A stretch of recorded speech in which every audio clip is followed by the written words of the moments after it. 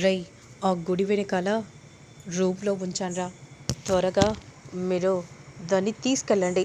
అర్థమవుతుంది కదా? సరే అన్న, మేము చూసుకుంటాం, మీరేం కంగారు పడకండి అన్న అని అంటూ రౌడీలు వెంటనే అక్కడి నుండి వెళ్ళిపోతూ ఉంటారు. ఇక మరోవైపు వీడెక్కడ చచ్చాడు, వీడు ఎక్కడ ఉన్నాడు అనే విధంగా అంటూ దీపక్ కోసం విజయాంబిక వెతుకుతూ ఉంటుంది. ఇక అదే సమయానికి మందారం రూమ్లో నుండి బయటికి వస్తుంది. ఏంటి, నాకేమైంది, ఇలా ఎందుకు అనిపిస్తుంది, నా తల మీద ఎవరో కొట్టినట్టుగా అనిపిస్తుంది ఏంటి, అసలు ఏం జరిగి ఉంటుంది అని అంటూ నడుచుకుంటూ వెళ్తూ ఉంటుంది. ఇక అప్పుడే దీపక్ వస్తాడు. ఏంట్రా, ఎటుపోయారా, ఇందాక అక్కని నీకోసమని పంపించాను, నువ్వేమో ఇప్పుడు వచ్చావు, మందారం ఎక్కడ కూడా కనిపించట్లేదు. మావయ్య, ఇప్పుడు నేను తీసుకొని వస్తాను మావయ్య అని అంటూ వెంటనే ఇక దీపక్ అక్కడి నుండి వెళ్తూ ఉండగా అదే సమయానికి మందారాన్ని చూసి షాక్ అయిపోతారు. రూమ్లో ఉన్న దాన్ని తీసుకెళ్ళమని చెప్తే మరి ఎవరిని తీసుకెళ్లారు ఆ రౌడీలో, నాకేం అర్థం కావట్లేదు, అమ్మేమో కనిపించట్లేదేంటి అని దీపక్ అనుకుంటూ వెంటనే పరిగెత్తుకుంటూ వెళ్తూ ఉంటాడు. నాకేమైంది, నేను ఇక్కడ ఎందుకు ఉన్నాను, నాకేం జరుగుతుంది అని మందారం దీర్ఘంగా ఆలోచిస్తూ ఉంటుంది. అంతలో మందారాన్ని చూసి, ఏమైంది మందారం, అలా ఉన్నావేంటి, ఏమో పెద్దయ్య, నాకేం అర్థం కావట్లేదు, నా తల మీద ఎవరో కొట్టినట్టుగా అనిపించింది పెద్దయ్య. అవునా, ఎవరు మందారం అది అని రాజు అడుగుతూ ఉంటే, ఏమో రాజన్న, నాకు కూడా తెలీదు, కానీ తల మీద కొట్టగానే అసలు నేను ఎక్కడ ఉన్నానో నాకే తెలియలేదు. సరేలే, నువ్వైతే వచ్చావు కదా, అసలు మళ్ళీ ఈ దీపక్ గడు ఎక్కడికి వెళ్ళాడు అని సూర్యప్రతాప్ అంటూ ఉంటాడు. ఇదేంటి అంటే, మందారం మేము మాట్లాడుకుంది ఏం వినలేదా, మేమే అపోహపడి తొందరపడి మందారాన్ని చంపాలనుకున్నామా, ఓరి దేవుడా, ఇలా జరిగిందేంటి, అమ్మ ఎక్కడున్నట్టు, అమ్మేమో కనిపించట్లేదేంటి అని దీపక్ చాలా కంగారు పడిపోతూ ఉంటాడు. ఇక అంతలో దీపక్ రాగానే, అదిగో దీపక్ కూడా వచ్చాడు, మరి అక్కెక్కడ కనిపించట్లేదు అని సూర్యప్రతాప్ అంటూ ఉంటే, ఇక మరోవైపు మాత్రం రేయ్, ఇదేంటిరా, దున్నపోతులా ఉంది అమ్మాయి అని అన్నేమో చెప్పాడు, నాకెందుకో అనుమానంగా ఉంది, అన్నకు ఫోన్ చేద్దాంరా అని విధంగా అంటూ ఉంటే మందారానికి బదులుగా విజయాంబికను తీసుకెళ్తారు రౌడీలు.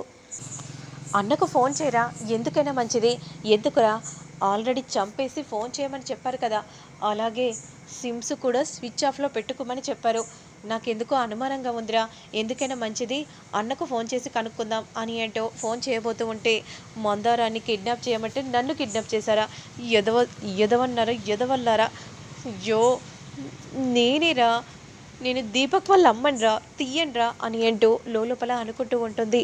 అయ్యో ఏంటన్నా, సిగ్నల్స్ లేవు కాదన్నా, అవునా సరేలే, ఫోన్ పక్కకు పెట్టి వెళ్ళి కిరోసిన్ తీసుకొనిరా, అప్పుడు వెంటనే ఇదిగో అన్న అని అంటూ కిరోసిన్ ఇవ్వగానే వెంటనే కిరోసిన్ మొత్తం కూడా పోస్తూ ఉంటే, ఇక ఆ సంచిలో ఉన్న విజయాంబిక మాత్రం కదులుతూ ఉంటుంది. రేయ్, త్వరగా అగ్గిపెట్టె ఇవ్వురా అని అంటూ వెంటనే అగ్గిపెట్టెతో అలా కాల్ చేసి మీద పడేస్తారు. అలానే చూస్తూ ఉంటే మంటలు ఎక్కువగా అవుతూ ఉంటాయి. విజయాంబికకు అంటుకోబోతూ ఉండగా అదే సమయానికి విజయాంబిక భర్త వచ్చి వెంటనే నీళ్లు పోస్తాడు. ఎవరా అని చూసేసరికి ఒక్కసారిగా షాక్ అయిపోతారు. రేయ్, ఎవర్రా మీరు, బ్రతికుండగానే సమాధి చేయాలని చూస్తారా, మీరు అసలు మనుషులేనా, లైవ్ వీడియో తీయాలి, వీళ్ళని రెడ్ హ్యాండెడ్గా పట్టుకున్నాం కదా, వద్దన్నా రేయ్, పారిపోదాం పడిండ్రా అని అంటూ వెంటనే అక్కడి నుండి పరిగెత్తుకుంటూ వెళ్ళిపోతూ ఉంటే, ఇక వెంటనే ఆ సంచిలో నుండి తీయగానే విజయాంబికను చూసి షాక్ అయిపోతారు. రేయ్, నన్నెందుకురా కిడ్నాప్ చేశారు, మందారాన్ని కదరా కిడ్నాప్ చేయమని చెప్పింది అని విజయాంబిక అనగానే, నువ్వు మారలేదానే, ఇంకా మారలేదా అని అంటూ చెంప పగల కొడతాడు. అయ్యో నన్ను క్షమించండి. ఏంటి క్షమించేది, ఇప్పటికైనా అర్థమైందా, మందారాన్ని కిడ్నాప్ చేయాలని అనుకున్నావు, కానీ చివరికేమైంది, నువ్వు కిడ్నాప్ అయి కాలబోయావు, కొన్ని సెకండ్లు లేటుగా వచ్చినా కాలి బూడిద అయిపోయేదానివి, చూసావా నువ్వు చేసిన తప్పులకి ఆ కాలం ఎలా సమాధానం చెప్తుందో, ఇప్పటికైనా అర్థమైందా, నేను ఆరవడిలు అనుకున్నానండి అని అంటూ ఉంటే వెంటనే చెంప చెడలుమని పీకుతాడు. ఇప్పటికైనా మారి బ్రతుకు. ఆ దేవుడు నీకొక అవకాశం ఇచ్చాడు. ఎలాంటి తప్పులు చేయకుండా బ్రతుకుతేనైనా నీ బ్రతుకుకు ఒక స్వార్థం ఉంటుంది. అయినా ఆ దేవుడు నువ్వు మారుతాడేమో అని అనుకుంటున్నాడు. కానీ నేను మాత్రం అలా అనుకోనే. ఎందుకంటే నువ్వు చచ్చేంత వరకు మారవు కాబట్టి అని అంటూ వెంటనే అక్కడి నుండి వెళ్తూ ఉంటారు. నువ్వని తెలిస్తే మాత్రం కాలి బోడిదయ్యేదాకా నేనక్కడే ఉండేవాణ్ణి అని అంటూ కోపంగా అక్కడి నుండి వెళ్ళిపోగానే విజయాంబిక కూడా వెళ్ళిపోతుంది. ఇక మరోవైపు సూర్యప్రతాప్ మాత్రం అసలు అక్క ఎక్కడికి వెళ్ళింది, ఇంత సమయమైనా ఇంకా రాలేదు, ఎటెళ్ళుంటుంది అని అనుకుంటూ చూస్తూ ఉండగా అంతలో విజయాంబిక వస్తుంది. ఏంటక్క, ఎక్కడికి వెళ్ళావక్క అంటే, తమ్ముడు అది ఏమైందక్క, నువ్వు సీఎం అయ్యావు కదా, పరశురాంబ గుడికి వెళ్ళి మొక్కు తీర్చుకుందామని అనుకున్నాను. కానీ కాలినడకన వెళ్ళినా కూడా దర్శన భాగ్యం కలగలేదు తమ్ముడు. ఏం చేయాలో అర్థం కాక ఇక వెంటనే వచ్చేసాను తమ్ముడు.